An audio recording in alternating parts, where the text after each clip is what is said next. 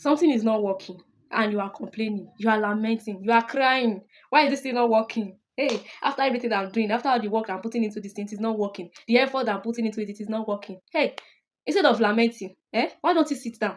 Why don't you sit down and ask God, God, though, what is happening? Especially if it is God that asked you to do that thing, ask Him, what is happening? What is happening? And if you are very intentional about that question, and you are willing to allow God to speak to you, you will know that you will realize that there are things that you should be doing that you're not doing to make that thing work. And it might be that you've been trying to do it yourself. You've been trying to do it all by yourself. The person that gave you the idea, you left him, you pushed him aside, and you are doing it yourself. How do you want to get results? How?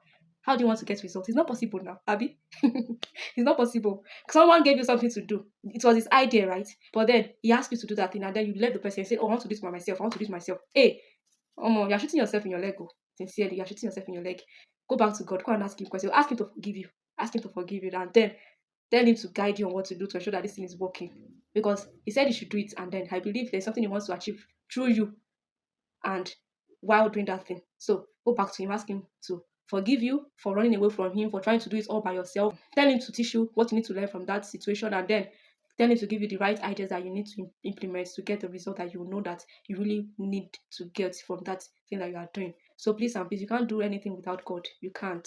You can't live life without God. And I believe that you might have been living life without God, though. You might have been doing that.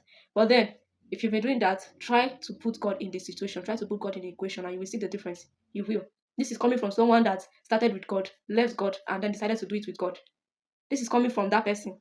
I started with God. I pushed him aside, and then I saw what happened. Like, I know what happened. I am the only one that can explain what happened while trying to do it without him. And bringing him back into the equation, I can feel the difference. I can see the difference.